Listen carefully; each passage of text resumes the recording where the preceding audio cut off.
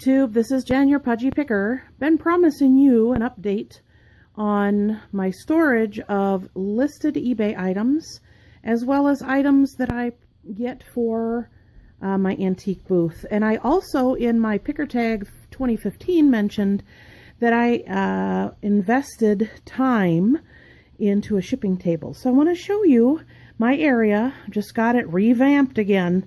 This is something you need to stay on top of, otherwise it gets ahead of you. And you end up with a big pile and a big mess and you can't find anything. So let me start with this area here. These are larger items that I have picked up. I have a limited amount of space in my booth, and we have a furniture room at our antique mall where we're allowed to take one item in at a time, since it's a shared space in the back of the building. So as things sell, I take one of these and take it out. I haven't really been on top of it as much, but I'm looking forward to getting a lot of this stuff cleared out by summer, because you know me, when I go garage sailing, I find way more stuff. So I need to make sure that this area doesn't get too overrun. This is the shipping table I've been telling you about. I wanted to show you how I have it set up. I just got a few things here on this table that I pulled for my to take out of the basement here. And then in here I have some things that just sold. So I always have this bag hanging here for smaller items that I sell on eBay. So just, get things ready and pop them in there, and out the door they go. Down here, I have two of these plastic cheapy hampers. They work really good for bubble wrap. I'm going to be doing a video eventually on how to save money on shipping materials. And this is one of the items I get for pretty much free. So I'll have to show you that in a later video. Of course, got my garbage can. And then I have shelves under here. So down here I have my 9x12 padded envelopes. I just restocked and bought a box of those on eBay. These are pieces of cardboard. Whenever I get a nice piece of cardboard, I throw it down here. This is good for certain things that I do not want to be bent. So I can put a piece of cardboard in with the poly envelope and the item, and then it doesn't bulk it up. I don't necessarily have to use a box for a lot of items. So love my cardboard. On top of here I have a yardstick and I have tissue paper. Tissue paper is nice to wrap stuff before it actually goes into your bubble mailer. Here I have my shipping receipts. I know a lot of people don't print them. I do like having them. It's nice if somebody questions where something's at, I can just flip through there pretty quick and find it. I have some paper bags that I use. I cut them so that I can use them for postal paper, essentially. I have paper for my printer. I do not use pre-stick labels. I am an old-fashioned person. I get my tape pretty darn cheap, so it's not a big deal to just print it out and tape it on. So that's where I put my paper. Here I have, they're 4.5 by 7 bubble bags. They're little itty bitty ones. They come in handy as well. Next shelf I have my 10 by 14 poly bags, also rolls of postal paper. My 14 by 20 poly bags. And these two I use the most as far as poly bags. These I just ordered some more. They are the 24 by 36. They come in handy for large stuffed animals. I just sold like a zipper case to hold your tennis racket, and it was soft-sided, so that was an easy throw that in there. And then over here I have my priority bubble envelopes. I keep them in a box because my cat likes to chew on bubble wrap. If they're in the bins down here, he really won't mess with them. But I had a pile of bubble wrap that I got from when we had furniture. We got a couch not too long ago, and it came in bubble wrap. So I cut all that up and was using it, and he was chewing the tarnation out of that. He doesn't eat it or swallow it. He just likes to chew it. So I put that in a box. I also have my shipping tape. Like I said, I usually pay like 69 cents a roll at a local discount store. So I always have that on hand. This is an interesting little thing that I got. I guess it's for lids to put in your cabinet, but I use it for my boxes. So I have some Tyvek bags. I have boxes. My favorites at this point are, I think it's the 7x7x6, and which are these, and then these, and then the shoe boxes. So it's nice to have those at the ready, so if I need them, I could just pull one out.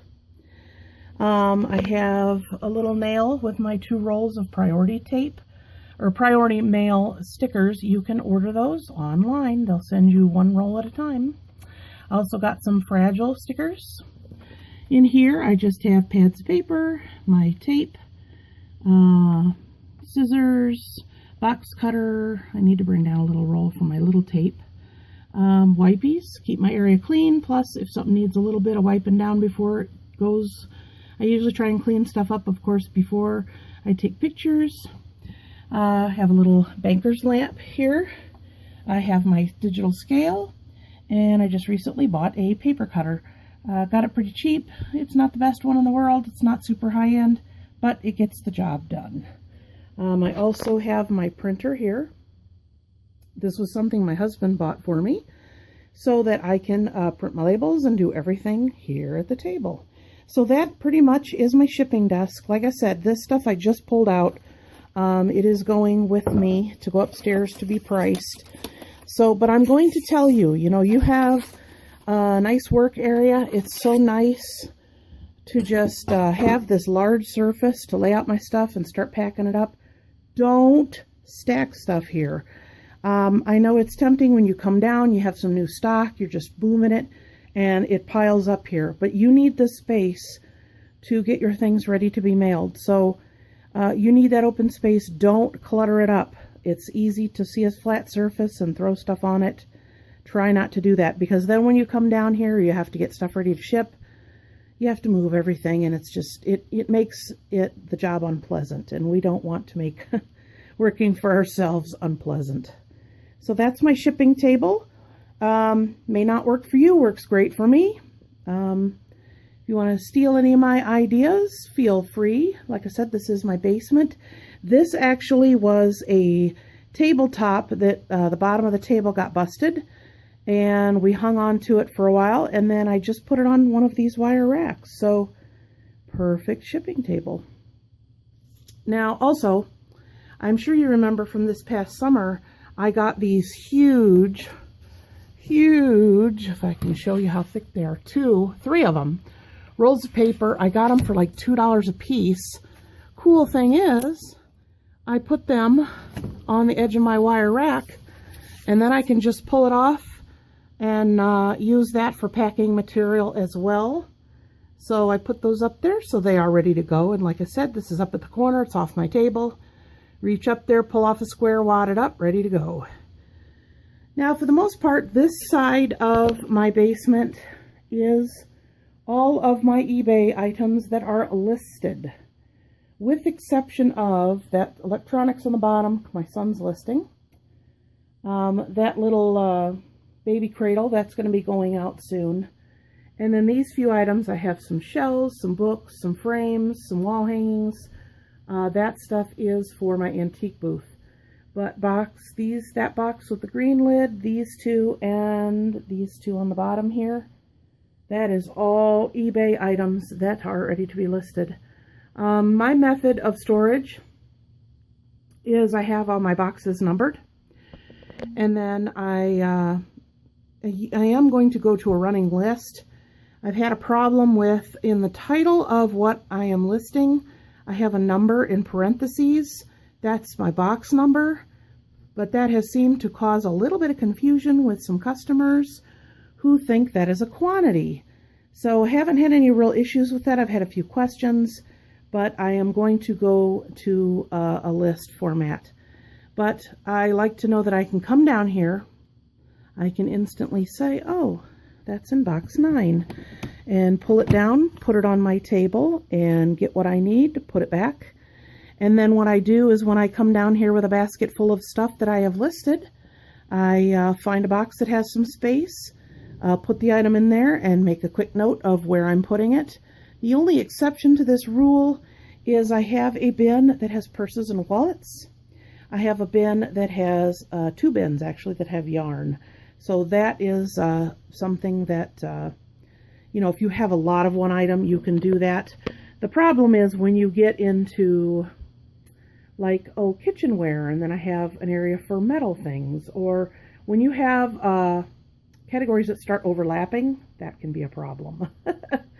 Just a little word of advice. But this system so far is working out really nice for me. And then on top, I have a few items, like I have this box that has some items that won't fit into a smaller box. So just keep them there until they sell. I try and keep things in boxes because it is a basement, it is dusty, and I don't want things to get beaten up looking and look in any different condition than when they were pictured and listed. Over on this side, that blue tub is actually empty. So as soon as my son lists a few things, I'm going to have another box. So right now, I essentially have 13 boxes, a box of yarn, and a box of purses. So I have like 14 big Rubbermaid boxes. So not too bad. This table and then the little one on top are ones that need a little TLC before I can sell them. Underneath, I also have items that need to be cleaned up more than just a wipe down, or they need a repair of some sort. Up here, I am ready to get some bamboo, or lucky bamboo they call it, for all these different little containers I've been buying. So I'm going to take that out once I get them made up. And the bamboo just goes in rocks. It doesn't go in soil. So these are from the dollar store. Just got some more spray paint for a few items that need more touching up. I have sandpaper. I have all my tools. This hanging light I got real cheap. I was going to resell it because it was still in the box, but it's kind of old-fashioned. So now it is just my work table light. Again, I have a few projects here. I have a few projects here. I try and keep this table cleared off. Again, you come down, you want to be able to set stuff down and have a workspace to work on a project or get, you know, something repaired, and you're not pushing the other stuff aside. So that is a big, big deal. I have my big ugly green garbage can. I have my laptop here. This is what I use to pull up my information, and then I print it and it goes straight over to my printer. It's nice to also have this where this can be, you know, I can take that with me if I go out of town or whatever.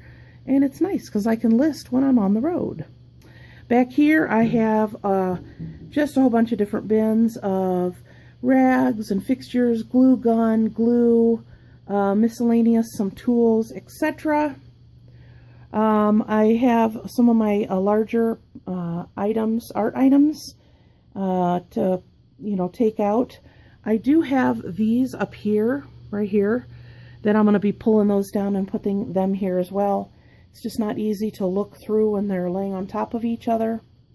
And then I'm sure you remember this from previous video, or if you're a new subscriber, you may not have seen it. I have 2 boxes that say fall, 2 boxes that say winter, 1 box that says spring, and 2 boxes that say summer. So when I bring items home from garage sailing or thrifting, like it's winter, but if I have a fall item, I bring it in. If it doesn't need any repair or any cleaning or anything, I put it in these bins, and then when that season starts to roll around, I have 1 big bin. I pull it out, price stuff, and out it goes.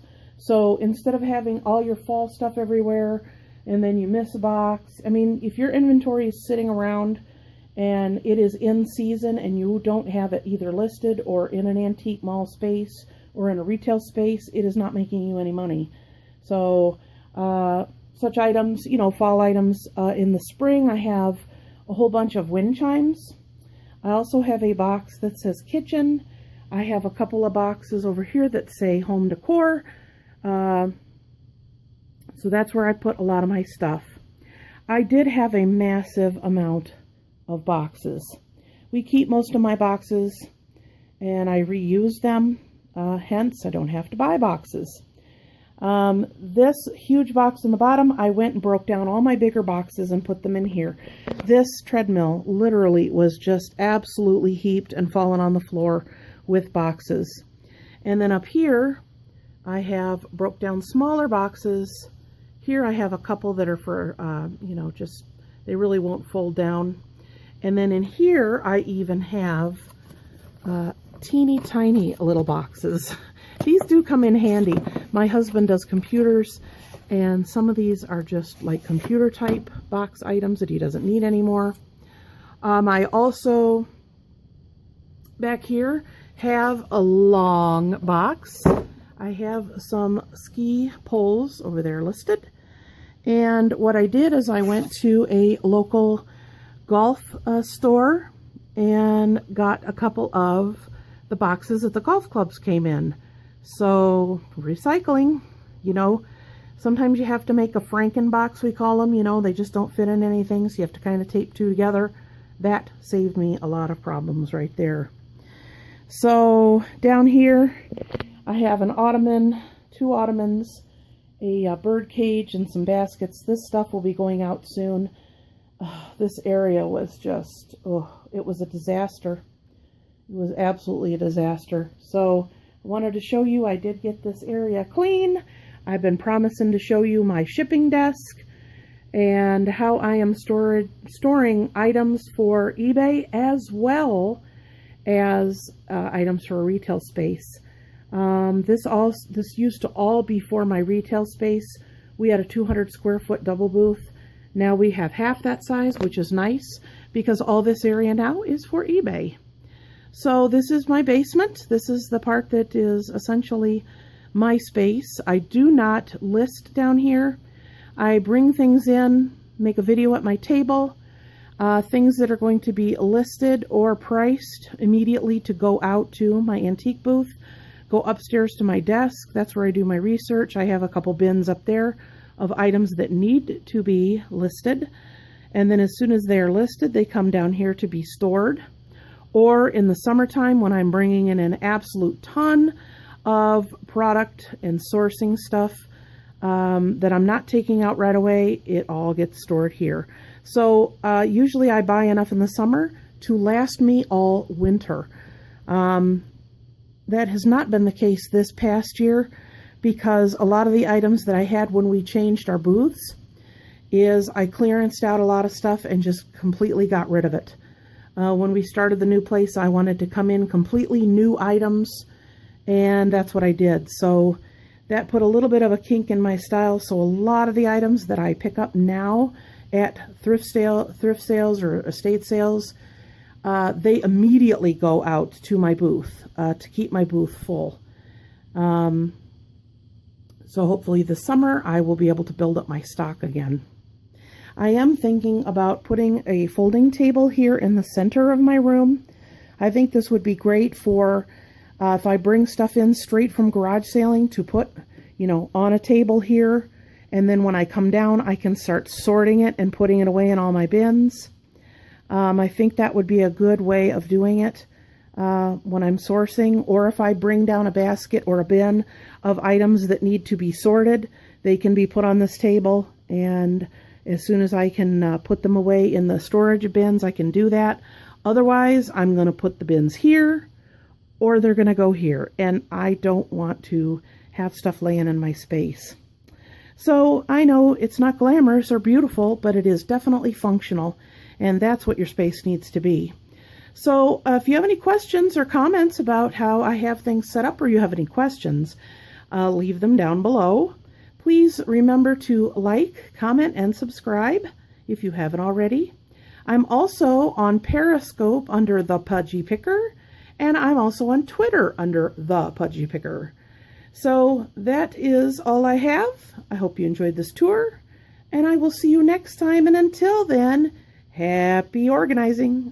Happy picking. Bye.